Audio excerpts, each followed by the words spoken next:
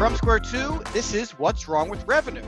I'm Mike Lieberman, CEO at Square 2, and along with my longtime friend Eric Kalis and co-founder at Square 2 and six-time entrepreneur, Eric and I will answer the questions CEOs have every single day. What's wrong with revenue? You can be part of the livecast show where we'll answer your questions every Wednesday at 4 p.m. Eastern, or catch the show on demand on YouTube and on all your favorite podcast networks. Also, check out all our audio and video content on Square 2 Plus at the square2marketing.com website. Enjoy the show.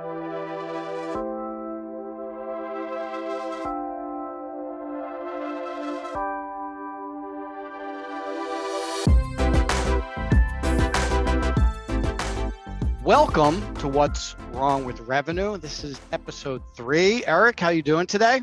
I'm doing well. How are you, Mike? I'm doing extremely well. Today's show, we're going to talk about the lack of connection between investment and expectations. So this is kind of a complicated topic. And before we get into it, let me just do a little bit of housekeeping, as you like to say.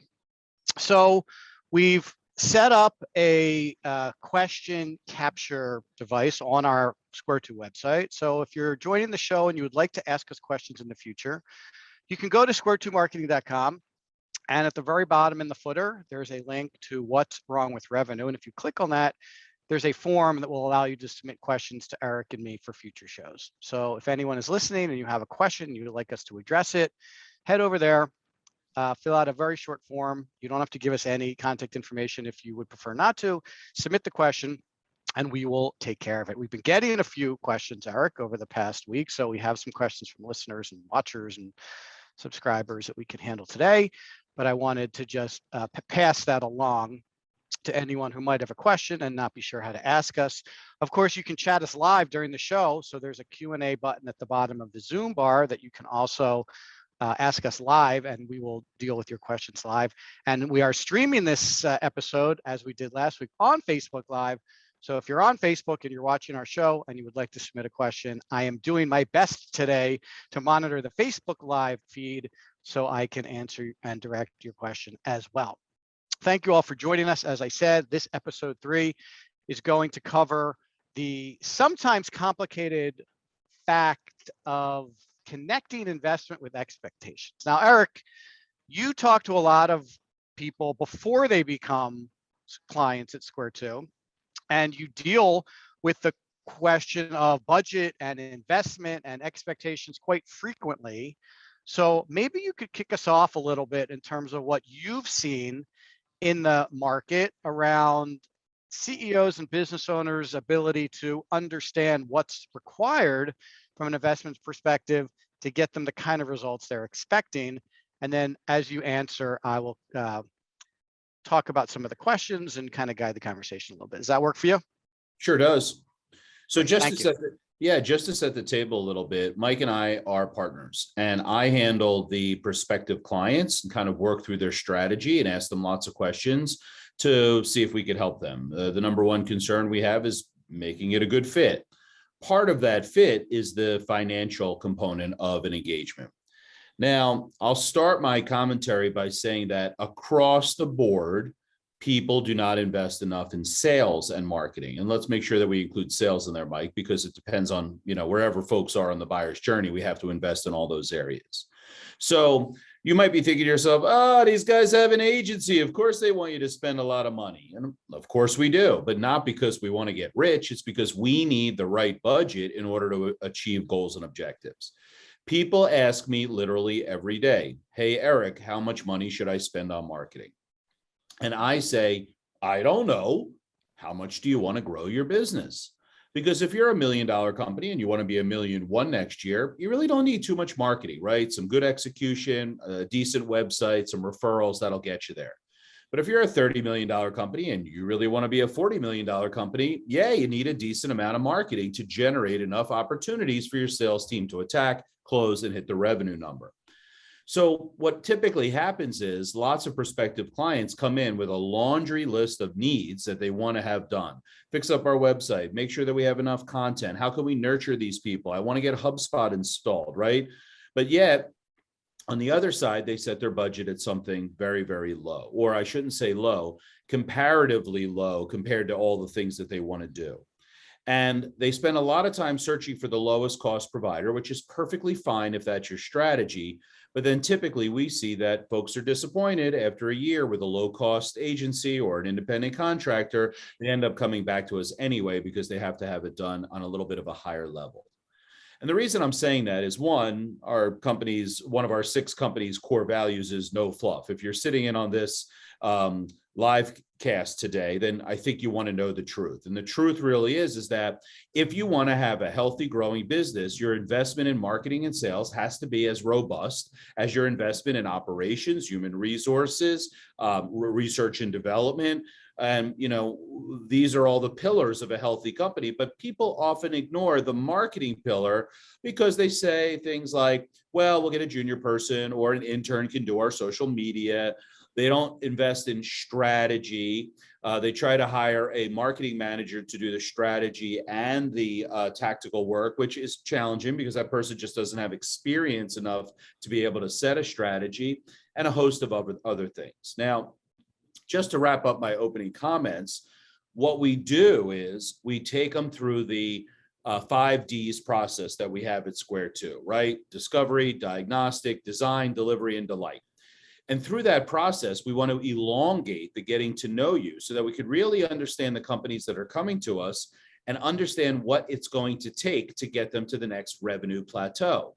We go through this entire diagnostic. We reflect back their goals and objectives. The prospect says, yes, that's exactly what I want to accomplish. We hang a price tag on it that we feel is reasonable or fair, and there's sticker shock. And that's because in general, once again, just to wrap a bow around them, people don't value marketing and sales investment as they would in a shiny new machine in their factory, because that has some like real tangible value. And that kind of sets the table for the challenges that folks have trying to get the best possible marketing and sales support they can, but also not allocating enough in their budget to achieve that. And they end up in the middle, which is kind of wishy-washy, and they never get the results that they're looking for. Yeah, that's a great opening statement. And I want to just add on to what Eric was saying. This conversation has nothing to do with agencies. Okay. This is all about whether your company is investing enough in marketing and sales to hit your revenue goals, right? It's actually irrelevant whether you try to do it yourself, hire a team of people, use contractors, hire an agency. It's actually irrelevant. We're not going to talk at all about the configuration of how you get these services executed in your company. Today's show is really all about understanding that there is a direct correlation. If you haven't done any marketing in your company, or the marketing you've done has been a trade show here or there, some brochures, you did your website a couple of years ago, it's almost a more passive approach than an active approach, and the results are aligned with that. You maybe get a handful of visitors to your website a month. You really don't get any leads from any of your marketing activities. If that sounds like your company and you want to change that, and you want to change it dramatically, then you're going to have to invest accordingly. And I think that's one of the big takeaways that I'd like everybody to go home with today is the amount of money you're thinking about investing in marketing and sales or digital growth, revenue generation, the amount you're thinking about investing has to be proportionate to your expectations. So let me give you a more concrete example. If you are the company I described and you're getting a handful of leads a month from your marketing, and you would like that to go to 100 leads a month, and you would like to do that in a couple of months, you're willing to wait 90 days to go from 0 to 100, excuse me, then you should be prepared to invest somewhere around $10,000 to $15,000 a month, because that is what it's going to take to get your marketing ramped up from 0 to 60 in a short amount of time. And honestly, that's probably on the low end, right? That's probably on the minimum viable investment to move the needle at all. Anything less than that might move the needle, but it's going to move it very slowly, and it's going to take much longer. So again, if you're okay with that, If your expectations are, Mike, Eric, I'm willing to go from 0 to 100 over 12 months, well, then, yeah, you can invest less. We can go a little slower and your results will follow. If you say, Mike, Eric, look, I'm under the gun here. I need to go from 0 to 100 in 30 days. Well, then you're looking at a much larger investment over that 30-day period. It's directly proportional. I want everybody to understand that there's a relationship. If you have lofty goals, be prepared to invest in an equally lofty manner to produce those results. Now, Mike, back to your comments about that you hire an agency or doing it in-house doesn't matter. I actually am going to push back on you a little bit because those figures you quoted would be really great in a marketing agency setting to hire a group of people to execute the marketing strategy, tactics, campaigns, technology. That would be fine. But I'm going to put it back on you, Mike. Let's say you have a $20 million company. Is $120,000 to $180,000 in salaries enough to pull that off? Yeah, that's an excellent question. And if you Google, because I've done this many times, because this is constantly a question people ask us, what percentage of revenue should I be investing in marketing? It's a very common question. You can Google it and you'll get a lot of answers.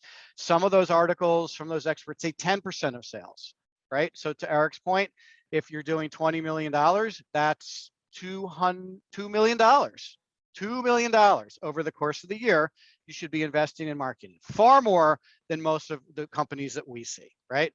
There are some articles and some experts who say you should be investing 1%. That's $200,000. Even that number is high when you look at a $20 million business from our experience. However, I think somewhere in that ballpark, 1 to 10% of revenue is probably the right number if you have aggressive goals. Now, Eric mentioned this earlier. If your goals are not aggressive, instead of going from 0 to 100, you want to go from 0 to 10. Well, yeah, you can do that with a more modest investment. But you have to understand the connection there between your goals and how fast you want to grow the company. So it's not only expectations around performance, but it's time to get to that performance are all factors in how much you should be investing in marketing. Yeah, I actually think that that's really good advice. Now, I remember a couple of weeks ago, I talked to the owner of a $50 million or so manufacturing firm. And I said, we got to get you leads. We have to condense this. And he goes, listen, I'm doing great. I got a $50 million company. We're consistently profitable. I have really good people. I came to you because I'm embarrassed by my 1973 brown and orange website. Let's focus on that so that we could bring that up to speed. Give me best practices around what a good website should be. And maybe I'll do some other stuff. Like his pain was not acute around lead generation. There you can spend $5,000 a month and piece out a nice website over 6 months so that it's not a lot of pressure internally. But that's 1 in 20 calls. The other 19 meetings that I have with people are like, if we don't get our 3 leads per week up to 10 leads per week, we're not going to be able to hit our goals. Desperately help me. And that's where I think the majority of the people listening to this show should really pay a bit of attention about the allocation of budget. Now, back to your question, Mike, let's take about what it really takes to do a good program, and we'll price it out, right? So you have your strategy, you have your tactical implementation, you have your campaigns, and you have your technology. So when you're talking about strategy, Mike, profile for the audience, the person internally that would be able to drive a really sharp strategy. Well, your CMO or marketing director should be able to lead a strategy conversation that is cross-departmental with a company's leadership team and ask them the right questions and run them through the right set of exercises to create the overall strategy that you would need to drive a marketing and sales go-to-market strategy. Exactly. CMO, VP of marketing, let's throw out a ballpark of what an annual salary package might look like. Well, that's a great question because today those people are making a lot more money than they were making even a couple of years ago. And if you're talking about a CMO, I mean, you could be talking in the 180, 160, even 200. Let's use 200 to make the math. Well, 200 might be more of a corporate, more a larger company CMO job. You might be able to get a CMO for a smaller company for a little bit less than that, but you got the ball. No problem. You're in the neighborhood. Right. Let's use 150. Now let's move Okay, to great. tactics, right? For Yeah. tactics, we need someone to build out the website. We need someone to create content, right? We need someone to use the technology. So a good, solid marketing manager that works under that CMO, give me a salary on that. 80. Okay. And what about a content creator or copywriter? Neither of those two, right? 60, 60. but Okay, that's good. probably in today's market also a little bit low, but sure, No there you problem. go. Just some back and napkin. Sure. Now let's move to campaigns. How much for a good HubSpot campaign manager? 60. Okay, good. And give me an average monthly fee for a robust HubSpot subscription with both the Marketing Hub and the Sales Pro. $2,000 a month. So we'll call that 24,000. So in that just back of napkin, which would be absolutely essential to run a marketing department that would generate a good amount of leads for a typical middle market company, you got 150, 230, 290, 350 plus 24 is 374. And I cannot do that math, but if I take 374 and I divide it by 12 months, my budget is going to be $31,000 per month.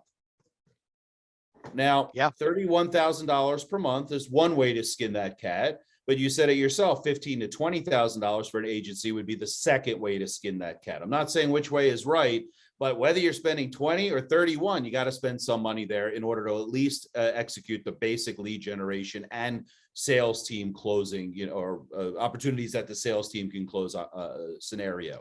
And that's where you have to be thinking about that. I mean, we're just making up numbers here, but 31 doesn't go to $3,000 and 31 doesn't go to 310,000. Could it be off by 5, 10,000 a month? Sure. But we're trying to illustrate here that it's important that you really invest in that. Now, Eric, let me just add to that before you go on. I think what you're illustrating for everybody is interesting because, we talk a lot about what it costs to hire an agency and get the results they expect. The internal team we just back of napkin for everybody is also what it's going to take to drive results. So if you hired simply your CMO, who's going to build the website? Who's going to go into HubSpot? Who's going to write the content? Like, you can't have a CMO driving strategy and doing all that other stuff. So if you underestimate your internal costs around hiring an internal team, you're going to end up in the same place as if you underestimate your costs to bring on an agency. And you'll be equally disappointed in the result. And it's not the CMO's fault, which, by the way, CMO turnover is top of the list for C-level positions. 42 months is how the average tenure for CMOs. It's not the CMO's fault that the company underinvested in marketing, but that's where people end up finding themselves quite frequently. Yeah, a lot of times, Mike, when as we're going through the getting to know you process with prospective clients, they are a bit surprised about the investment levels that we suggest, and they end up not going with a firm like ours, but hiring a mid-level marketing manager for, like you said, $80,000 a year. And then they're expecting that second, third job out of college person to execute strategy, tactics, campaigns, and deal with all the technology. It's just not possible in today's complicated sales and marketing world.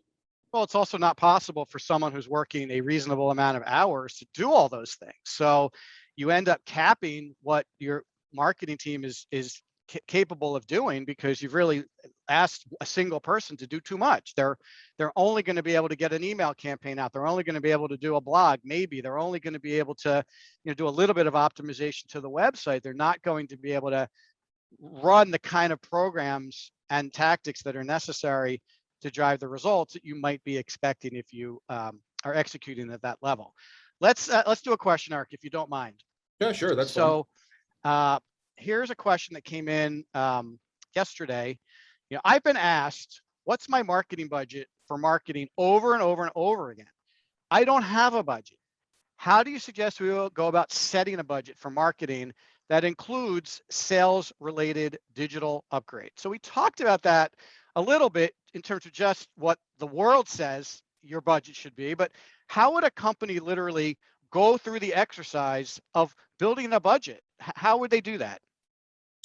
Well, I think it's important that when you're building a budget, you have to work backwards, right? So you have to first set the goal or objective of what you want to accomplish. Like I said, if you're $1 million company and you want to grow a little bit, you don't even need a budget, right? You can spend a little here or there ad hoc and you'll get the pieces in place that you need to generate 10% of additional sales on $1 million revenue. So let's keep in our minds the $20 million company that wants to be the $30 million company, right? That's a better scenario for this scenario. So if I was going to build a budget, the first thing I'm going to do is work backwards, right? And I'm going to say, okay, in order to hit my revenue goals, I want to generate $1 million more in sales, right? I'm trying to make the math easy. And if I'm going to generate $1 million in sales, I know from experience that each one of those customers that I land is going to spend approximately $100,000 at my company. Historically, that's been a pretty good case, right? So now I have $100,000 in revenue coming in with my $1 million effort. Now I have to look at that $100,000 in revenue and I say, well, what would I pay for a client that's going to, a good client or qualified client that's going to spend $100,000 a year? I look at my margins, which are all over the place depending on your industry. But once again, just to use easy math, I'm going to say I'm willing to pay 5% of the revenue in order to get that budget. If that's the case, then I'm going to spend $5,000 for each one of those new clients. Or in other words, I'm going to spend $50,000 to generate $1 million in revenue. Okay, well, if that's the case, now we're starting to make some headway. But if I'm a $20 million firm and I want to be a $30 million firm, well, $1 million in revenue isn't going to get me there. So let's use our multiplier. I'm happy with a $5 million increase this year, and I'll put on my other $5 million next year or the year after. Great. At $5 million, I know that my budget should be $250,000. Now, this is somewhat related to revenue, but it's also like, what's the company willing to pay? And this is where we go into like, outbound sales calling. I will pay you $100 for every meeting you set up. There's very little connection with that, with the actual revenue that's generated from a closed deal. That people are just picking those numbers out of the air, and that's a challenge. But once again, it would seem reasonable. If you told me, hey, Eric, I'll increase the revenue in your company by $5 million in the next 12 months. If you give me $250,000, I'll do that deal all day, every day, because I know that there's lifetime value involved. My team can cross-sell and upsell additional services and products to that group. I could have an advocacy program that makes sure that they're generating other referrals, which don't cost me a dime. So I'm a big believer in activity breeds activity. I would take that $5 million and then put it upon my team's shoulders to grow that to $10 million over time. And now my return on investment is even greater.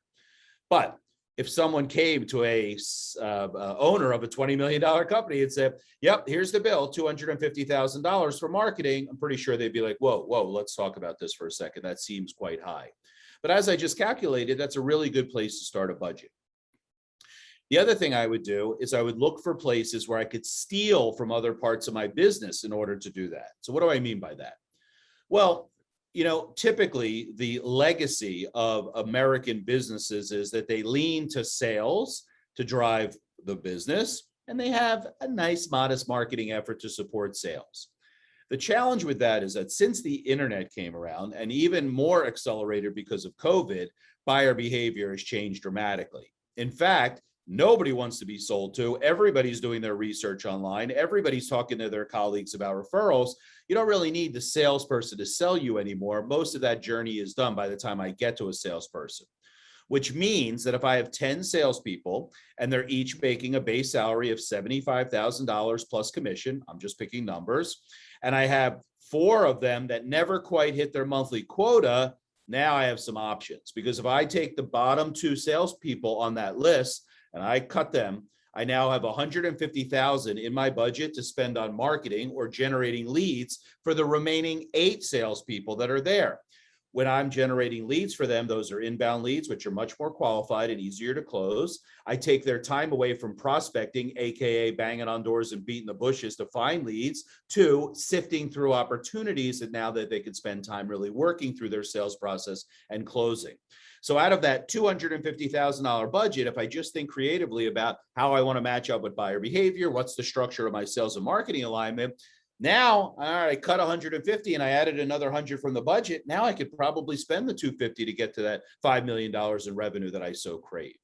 Sorry for the long answer to your short question, Mike, but did that make sense?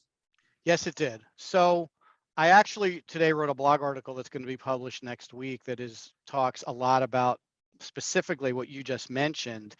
And it's interesting at what we've learned in talking to companies through the pandemic and out of the pandemic is many of them are finding that with digital transformation, digital tools, digital marketing, the digital sales app applied to their sales process, they are able to do the same amount of sales with less reps, or they are able to do more sales with the same amount of reps, which kind of, and I'm excited to announce this, seems to me anyway, breaks the idea, which you and I have heard many, many times. Well, why would I hire you guys? I should just add 2 more sales reps and we will grow.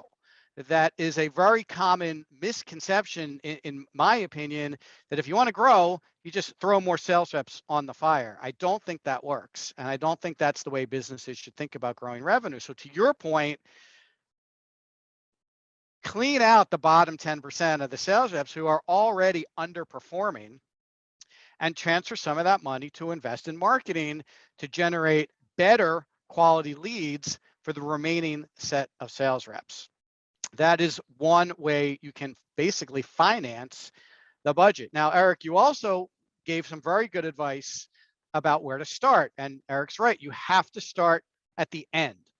You don't look at, well, what can I afford from a marketing perspective? You have to look at what business outcomes you want the marketing to produce. Again, if your results expectations are high, you need a budget that's aligned with it. So you have to start with, how many leads do I need? And this is something we talk to clients a lot. In fact, we will do this for you if you're interested in actually figuring it out. How many leads do I need to hit my revenue goals? This month, next quarter, next year, how many leads? I bet if we asked everyone who listens and watches this over the next week or two, if they actually know how many leads they need next year to hit their stated revenue goals, I think you'd find very few of them actually know. Oh, I need 1,435 leads. I need 2,000 leads. I need 10,000 leads. You really should know that number. And if you don't know that number, we'll help you figure out what that number is. The difference between that number and your current number is what will define how big or little your marketing program needs to be. And to answer the question, what should my budget be? We can then tell you what your budget should be. So there's really no excuse anymore to not knowing what your budget is or not knowing how many leads you need and going into the year blind around what you're spending money on and what you expect from it. Now, let's shift gears a little bit because I want to talk about what are reasonable results. So it's very, a lot of people are unsure what they're going to get when they start a marketing program. Again, in-house or agency, it really doesn't matter. Whether you're hiring us or you're hiring a director of marketing to kick off your company's new marketing effort, what should you expect? What should you expect in 30 days? What should you expect in 60 days? What should you expect in 90 days? How long is this going to take is a question we get asked very frequently. And I'm happy to hear Eric talk about this, but I want to make it clear to everybody that this isn't something you do for a short period of time. This isn't something that you do for the next 30 days. This isn't something you do for the next 90 days. This is something that you have to do every day. So if you haven't been investing properly in marketing and you look at it more as a project-based effort or to Eric's point, oh, I'll fix my website and then see how we do, I can guarantee you're not going to be happy with the results. You wouldn't postpone finance, would you? You wouldn't all of a sudden stop looking at how you're doing financially for a couple of months. You wouldn't take a break from reviewing your financial reports. You want to make sure that the company's making money. You want to make sure that you can pay everybody. You want to make sure that the company is profitable. You would never pause to let that lag while you take a break. And you should think about marketing and even sales optimization and sales operations and sales upgrades the same way. You need to invest in those parts of your business every day and every month. Again, you don't have to do it with an agency, but you have to do it in some way.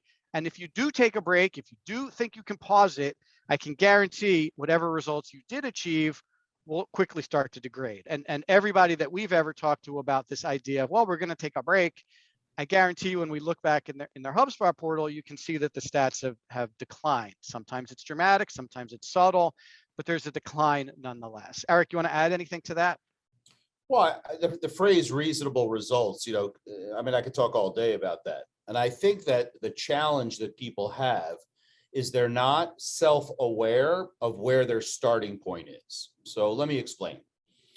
I had a law firm that I was chatting with a few weeks ago, and they said, we need more cases. I said, great. They said, you say that you do marketing and lead generation. Get us some leads. I'm like, great. What would be reasonable? Well, reasonable would be X amount of leads. Okay, great. Let's see where we are today and where we have to go to get there. So the first thing we do is we look at their website. Their website was awful. And I'm saying that objectively, not subjectively. It just didn't have anything that you need on a website in order to drive opportunities for a law firm. It didn't have content. It didn't have search engine optimization. It did not have conversion forms. It did not have those conversion forms with nurture set up so that if I am interested in a specific kind of legal case, someone's kind of building that story why I should choose this firm. It didn't have anything. So we said, okay, if you were starting with a really good website, we could get your results much more quickly because all we'd have to do is tweak your website, enhance it a bit. But in your case, your website is so bad that we have to really work on the messaging, let that flow through to the website, post a new website, create lots of opportunities for people to engage with you on that website. That's a side project that's adjacent to the website. We have to make sure that we could have a sales process that when a lead does come in through the website, how does it get into the hands of one of the partners who would talk to those people? And I go on and on. And the guy's like, look, just get me the leads. I'll take care of the rest. I said, well, how can I get you the leads unless you have all of the building blocks ready to go? So that's one of the biggest things is where is your starting point? If you haven't invested in marketing for the last 2 or 3 years, and now all of a sudden you decided that that was going to be the savior of your company, that's a big challenge. But as Mike said, if you've been picking away at marketing and this quarter you're working on enhancing your website and next quarter you're working on developing more content and now you're ready to put your foot on the accelerator, that's a completely different position than someone who hasn't touched their marketing in years. So the first thing you want to do is just be self-aware, like where am I starting from? Let me give you another example. When someone said, yep, we're ready to generate leads, this is the time that we're going to grow our firm. Great. What does your internal team look like from a marketing perspective? We have 0 marketing people. Okay. No, half. Everybody has half a person. Right. I have a half a person. So you said, okay, well, tell me about that half a person. Well, she's really like an administrative assistant, but sometimes when she has a little bit of time, she puts out our monthly email newsletter. We've gotten 2 out in the last 6 months because she's been busy. Okay, let's be self-aware again. Let's say that we start to crank up your marketing machine, right? Who's going to liaison with the agency that you're hiring? Who's going to understand about what we're presenting, make those approvals, give us feedback on things that we need to really build that out? There's no one there. And the owner of the companies are always challenged to liaison with us because they're so busy and they're juggling multiple areas of the business, not just marketing. So once again, like really understanding where you are today and where you want to go. And as my final comment, to Mike's point, when we ask folks like, well, how many leads do you need? Or how much do you want to grow your business? Typically answer is, we want to double. So we have to explain like, look, if you want to double, it's going to require all these things from where you are today to doubling your lead flow. Are you ready to do the hard work, the investment and so forth? So, I love the people that are like, look, I know Rome wasn't built in a day. I'm looking for a strategic partner who will work with me strategically that will help me piece together a program so that a year and a half, 2 years from now, I've added an inbound digital lead channel and my salespeople can take them all the way home with the support that you give them because those people are very self-aware of reasonable results and where they're starting from. Problem is those folks are fewer than the other folks. Yeah, I'll tell one story that I think might kind of wrap this up in a bow for our audience. When you go, and Eric knows, I love the doctor analogy as it relates to what we do, but when you go to the doctor and the doctor spends time diagnosing your condition and comes back to you with a thoughtful prognosis and treatment plan, you very frequently will ask the doctor, well, how long is it going to take until I start to feel better? And that's a very fair question. Obviously, everyone wants to know, how long am I going to have to feel bad before it starts to get better? And most of the good doctors will say, well, it's a fair question, but I don't really know, because the treatment plan I'm recommending to you, I have to see how you do with it. Everybody's body responds differently. The doctor is doing their best to recommend a treatment plan that she thinks is going to work.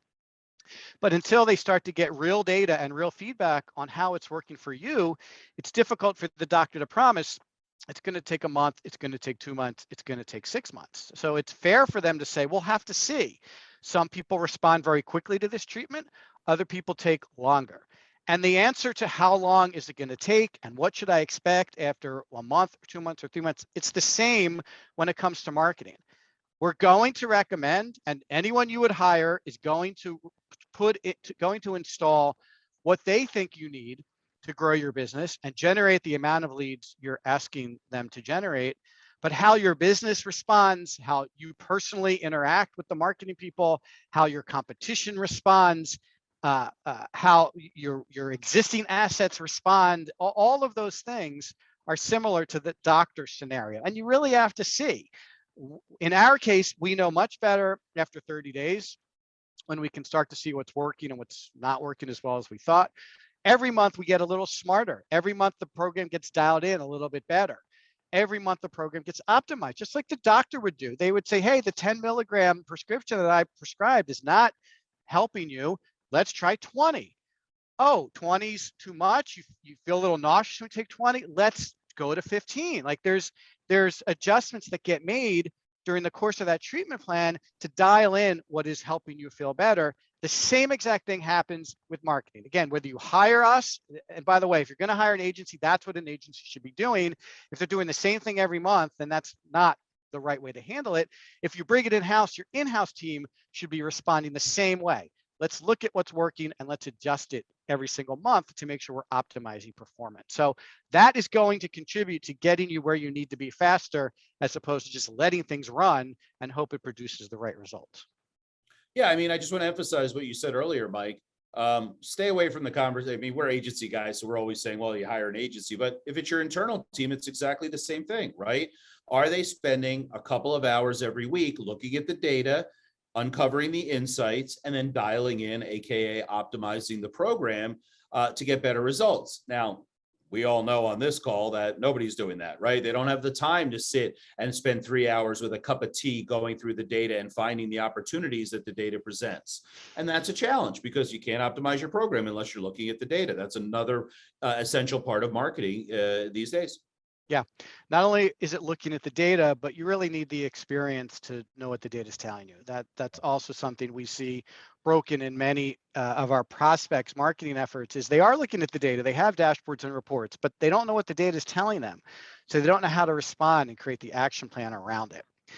Let's do another question. This is a good one because I think almost everybody can relate to this. So this question says, like most companies, we can't afford to do everything. So how do we go about prioritizing what we should be doing to keep our investment in marketing reasonable? So let me take a crack at this, Eric, and then you can comment. This person is correct. It's literally impossible to do everything. It could be impossible from just an hours and a time perspective. Again, if you have one person, or like we were joking around, half a person doing your marketing for you, they can only get so much done in 20 hours a week. So, and if you have any kind of budgetary limits, which again, most people do, you just can't do everything. So how do you know what to do in the time or budget that you're able to afford? So the answer is really quite simple. You have to look at those things that are going to produce the best results for the least amount of time. And this is a prioritization methodology that the team at Square 2 uses with clients all the time. We look at what is going to take a little bit of time and produce a big lift. So let me give you a very practical example. If you have landing pages on your website and those landing pages are getting visitors, it's quite possible that some of those landing pages are underperforming. Now, a landing page should probably be performing somewhere in the 40 to 50% range. You could have a good one that does much better than that. Again, these landing pages are very specific to offers that you're publishing or even campaigns that you're running. So it should be designed very specifically for an individual who's coming to that page with action in mind. So that's why it should have a very high performance expectation. If it's performing at 20% and you're getting 100 people to come to that site every single month, that's 20 people a month, 20 leads a month from that specific landing page. If you were able to get that page to do 40%, you would have doubled the amount of leads from that single landing page. And when it comes to optimizing a single landing page, you're not talking about a lot of time. Some of the tests we run on landing pages could be reworking the headline. Sometimes we swap the secondary, the H2 headline with the H1 headline, because marketers tend to do fancy, sexy headlines and practical subheads, and sometimes switching those produces better results. Sometimes putting a different image in produces better results. Sometimes shortening the form produces better results. Sometimes adding social proof to the landing page produces better results. Sometimes optimizing the copy produces better results. So in 20 seconds, I rattled off 4 or 5 experiments and tests you can run on that landing page. And all of those things would literally take an hour at the most and could potentially double the amount of leads from that page. Now, what if you had 10 pages and you spent 10 hours and you doubled the leads from those 10 pages? You can drive a significant improvement in the number of leads in your program with that limited amount of time. So you can't afford everything. You don't have the time to do everything. So think about this prioritization methodology. What am I going to do? It's going to take me a little bit of time, but it's going to have a big impact. And if you want some other suggestions like that, hit us up after the show or on our website. We could talk to you about this all day, because there's a ton of things that fall into this category. Alternatively, to Eric's point, if we're going to build you a new website, it's going to take a long time. It's going to add value. It's going to produce leads, but that's not something that can be done in a couple of days. Certainly not something that can be done in an hour or two, like the example we gave you. So it may be important and it may produce big lift, but it's going to take a lot of time. So you want to think about how you prioritize your own marketing tasks in a similar way. Want to add anything, Eric? Yeah, I want to come at it from a different perspective, Mike. I want to look at it from a metrics perspective, because I've never met any company that had an unlimited marketing budget. And when I say that, I'm being very serious about that. None of us have unlimited marketing budgets. So what I have up on the screen now is what we call a revenue cycle model. And I'm not going to go through the whole thing, but this is basically the buyer's journey that we will chart out in all the different stages of how people buy from your company. This company at the top here, this was their current performance, and they wanted to go from 15 clients a month to 50 new clients, but they didn't have an unlimited budget. So where did we focus our time? We immediately identified that they got 60,000 visitors to their website every month. No need to get more visitors. Let's work with the ones we have. So we did not invest in things like search engine optimization or paid campaigns. But look here. In their current state, they only had a 0.42 conversion rate, which was way too low for a company with this kind of traffic. So we focused on adding more content, more calls to actions, offers, conversion pages. And look what happened. They went for more than double to a 1% conversion rate, which now puts 600 people in their database as opposed to the 252 they were getting before. So I'm looking at the metrics that are in the most need, and that's where I'm allocating. Another quick example is this company's sales team only had a 25% close rate. We said, gosh, if we could move the needle just a little bit up to 35%, that's really going to drive some revenue. So we did some sales enablement. How can we support their salespeople from a marketing perspective to give them case studies and nurture campaigns, sales sequences to help them close deals? So by looking at the metrics, then you can say, well, these things are working well and these things aren't working well. Let's obviously allocate our very modest budget into the areas that aren't working as well. When you get all the little steps in the process working well, then you get the compounding effect. Now everything's really giving you a 1 + 1 + 1 + 1 = 3 effect, which is excellent. Really good advice there. And again, that revenue cycle model is what we use to help clients and prospects too know how many leads they need. Again, because when they start to tell us what they want to do from a revenue perspective, we have to run some calculations to actually figure out what the marketing has to do to generate that amount of activity. So that model has a dual use for us. So we're in the home stretch here, and I want to get to all the questions because I really enjoy answering questions for people on the show. So this is a good one because I think this also happens frequently. So here's the question: can you help me better capture marketing related expenses so I have a better insight into what we're currently spending? For example, do tickets to the Cubs game count as marketing expenses? So again, I think this is kind of what we talked about earlier, but some people might not realize that some of what their expenses include should probably be allocated to marketing. And when you look at it like that, there may be an additional place there to save some money and move that money into more results oriented programs. You got a comment about that? Yeah, I mean, the Cubs tickets is a wonderful example, right? Like, where do you actually classify that? Is that relationship building? Is that it's in the marketing column, but sometimes the employees use the tickets when nobody's using them? All right, now that's HR. So it's really hard to quantify that. I think that you could put together buckets, right? So take a trade show, for example. If I'm going to do a pre-show email blast to drive people to my booth, that's straight up lead generation. But if I'm taking 4 clients out for dinner, is that marketing? No, I think that goes under the advocacy category, because I'm strengthening the relationship with my existing clients. Let's If be I'm honest. If you're going to a trade show, all of the expenses associated with the trade show are getting allocated to marketing, right? 100%, 100%. Right, right, I right, mean, in general, that's the way people would approach right, it, right? right. And don't dare steal from the sales budget, because those sales folks, they need money for lunch and playing golf, right? So that's another set of categories. But I think that it's really hard, like segmenting your expenses into direct lead generation, perhaps client relationships. There's a public relations budget as well that would probably be pretty strong. I might put social media under the public relations umbrella if I'm pushing things out and, getting in front of the right people. But then again, if I have an offer on my Facebook campaign, that's kind of marketing. So it gets a little bit of blurry between the lines there. What I would say though, is that if you spill all that out on the kitchen table and sort through it, at least it'll give you some better insight into where you're spending money, and things that perhaps aren't performing can be rotated into things like digital lead gen. Yeah, I'm going to go a little farther into this, and I'm going to tell you that those Cubs tickets, they're marketing expenses.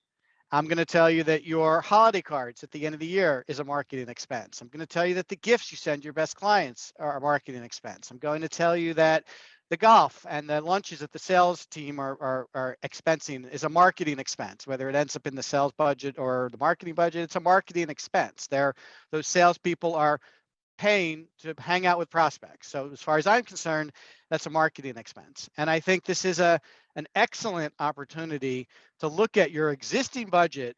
And by the way, that those entertainment line items are usually very clear on budgets and in the financials, right? The T&E line item is something that companies look at frequently. And I would consider being a little more frugal with some of those line items to help you fund a more aggressive digital marketing and digital sales go to market. Do you need Only if 82? that's your goal, Mike. Only if that's your goal. Well, if you're listening to this show, I'm assuming that there's some goal setting conversations going on in your company. I'm going to tell you that instead of going to 82 Cubs home games, you'll probably be fine if you went to 40 or even 16, right?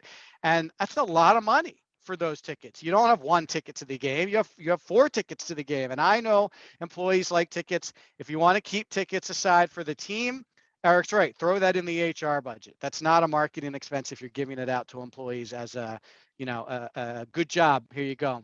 Go to the game. And Okay. honestly, some companies have tickets to the baseball team. They have tickets to the football team. They have tickets to the hockey team. They have tickets to the basketball team. Those are fun. Don't get me wrong. But if you're taking prospects to those games, it's a marketing expense. And if you want to get more out of it, in my opinion, some of that money can be rotated into some of the things we're talking about here today. Yeah, I mean, should I buy season tickets to all 4 of my city's teams and have a crappy website? Not sure that's the right move. I would agree completely. Okay, let's do one more question, Yes. and then we will wrap up. So this person wants to invest in a complete digital transformation strategy for their company, but I need to find a way to fund it. Other than what we talked about, obviously, Eric, what innovative ideas do you have that you and your team have found over the years to help me reallocate funds for this type of initiative? Now, let's not do the let's not do the sales reps, and let's not do the Cubs tickets. What other ways can this person look to creatively generate revenue to fund their engagement? I have a couple good ones. Yeah, I mean, I'm Like, just going to throw one to start, and then I'll throw it over to you. Is I okay, love clients that go after or commit the effort to go after co-op money. Right? They're all reselling something. They all have strategic partners. Let's get some co-op money in there and then allocate that towards marketing. We had a great example of one of our clients is John Deere, and John Deere's local distributorships were our clients who were looking to sell more tractors. Right? And they use their co-op money for digital lead gen, which I thought was brilliant, as opposed to a billboard or Phillies tickets. So once again, look for co-op dollars. Some people don't make the effort to go find them or ask for them, and that's easy money. that's a good idea. I'm going to tell you that some of your marketing can actually be revenue generating. So prior to Square 2, I ran marketing for a software company, and we did a quarterly event. It was an in-person event. You want to call it like a mini trade show, mini conference. And that event generated revenue. We had sponsors who paid to be part of the event. We had sponsors who paid to speak at the event. We sold tickets to the event for attendees, and it was a self-funded marketing activity. And it was not a little bit of money. It was quite a bit of money on a regular basis. And the ticket sales and the sponsorship sales and the sales that speakers paid to talk to the groups, the attendees, more than paid for the expense associated with the event. Now, it was a big lift. Don't let me kid you. It was a lot of work and a lot of effort on our part to put those events on. And today you wouldn't even run an event like that because of the current situation. But you can do a much smaller program where you're doing a monthly webinar that has a similar objective. You can charge people a modest fee to attend. You can charge sponsors a fee to get access to your audience. And the people that you're marketing to, they can be exposed to. If you pick the right partners, they can introduce you to new potential prospects.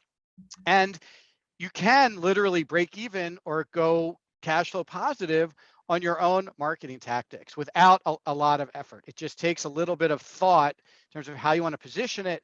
It does take some effort to build a program that someone would be willing to sponsor or willing to invest in. But again, with a good strategy and a good team behind you, you can actually turn some of your marketing into revenue generating programs. That's wonderful, Mike. I'll start sending invoices every time I have a prospect call.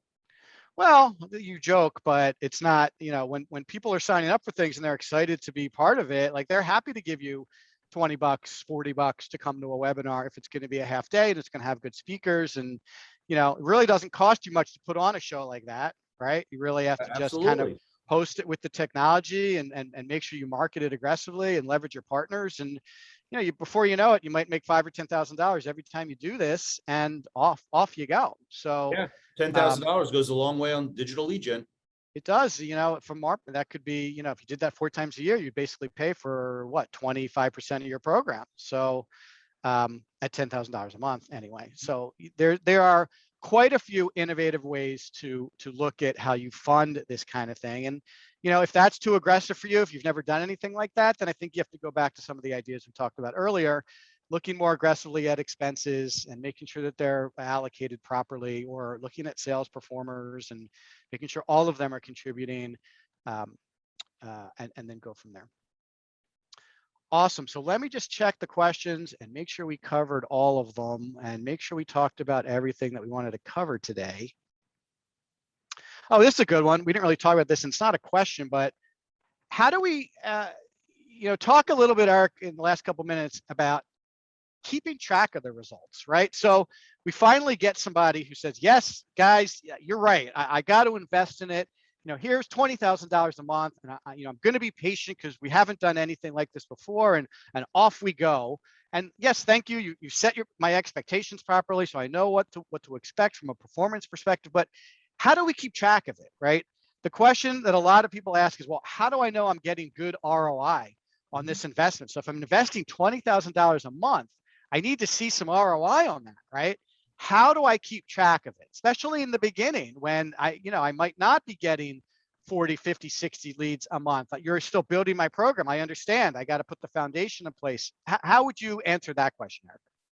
Well, I mean, there's a couple different things. First thing is, if you don't have a system for attributing where leads come from and how you can track them through your system, you got to start there, right? Because you can't fly blind.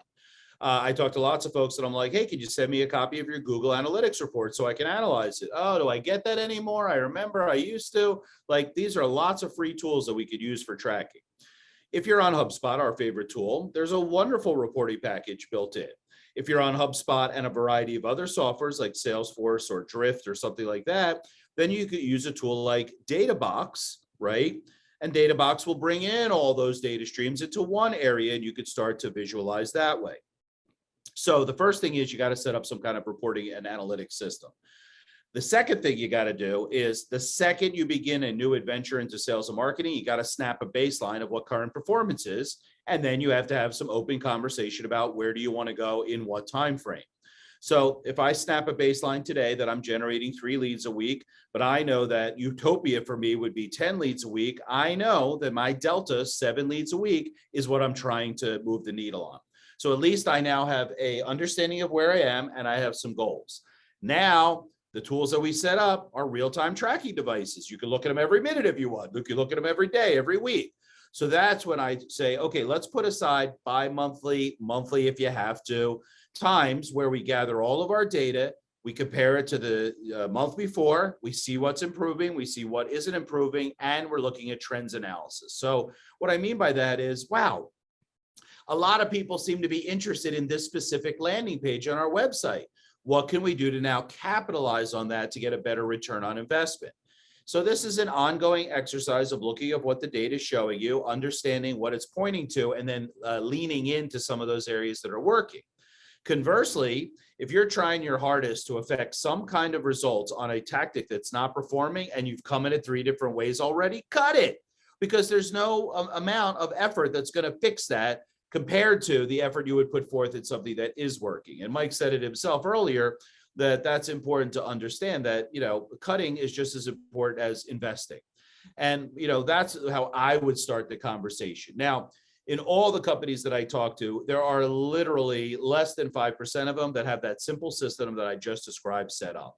And they have all the tools at their disposal. Most of them are free or super affordable, but we're not taking the time to track, get the insights, make adjustments, and move on. So that's where I would start. Anything to add to that, Mike? Well, I'm just going to talk a little bit about ROI because I think it's an overused term in our industry. You're not buying a bond, okay? You're not buying stock. You're not buying a piece of equipment that is going to increase productivity by 20% and you'll be able to sell 50% more widgets and at this price, blah, blah, blah. That's not what you're doing here. So while I know CEOs like to look at it like that, I'm going to push back a little bit and say it's almost the same as the investment in your own CEO, right? You don't say, well, what's my ROI on what we pay the CEO? Like, you need a CEO. The CEO is driving the company. If they're performing, everyone is satisfied with what the value that they're adding. No one asks about the ROI on the investment in the CEO's compensation. So I'm going to push back a little bit on the ROI conversation because you know what? If your website is bad, I don't care what the ROI is on it. You need a better one. If you're not producing any content, I don't care what the ROI is on it. You need some content to engage with your prospects. If you don't have a sales process, I don't care what the ROI is. You need a documented visual sales process that every single sales rep is going to follow like clockwork so you can be positive that they're all telling the same story to prospects at the same time and giving those prospects an amazing experience. The money will come, the leads will come. You can't look at it like, what is the ROI from the money I spent last month on marketing? At least not until the programs are actually performing at a clip where you see a significant increase in leads and you see those leads flowing through the sales process, and you can attribute the revenue back to the marketing campaigns, which you will get to eventually if you're patient, which leads me to next week's show, where we are going to talk about long-term thinking versus short-term thinking. Get me leads today versus install a digital transformation platform for my company to grow. Now, before we leave, I do want to answer this question from Facebook Live from Bryn, who commented. By the way, Bryn, thanks for watching. I'm a speaker on digital summits almost every month. And although I do pay to speak, I market them to my network and bring in opportunities for the host. So back to what I commented about how some of these marketing activities can actually generate revenue and pay for themselves. This is a great practical example from one of our viewers about how she leverages her network to produce leads for the events that she's participated in. So Bryn, thank you very much for the question and the comment. Please keep listening. Guys, thank you so much for watching, listening, and subscribing. Eric and I are super happy to be doing this. I have to say, this is our third attempt at a show, and this is the first time that I actually look forward to doing it. No disrespect to the other shows we did, but I feel like we're starting to get in a groove. We have a nice format. I love the topics that we're talking about. I'd like to think we're helping people. If you guys do feel like we are helping you, hit me up and email me, mike@square2marketing.com. I'll answer your questions via email. Go to the webpage for What's Wrong with Revenue on our website, and pick up the show on YouTube and where podcasts are hosted near you. Thanks again. Have a great rest of your day, and we'll talk to you all next Wednesday. Thanks a lot. Bye. See you guys.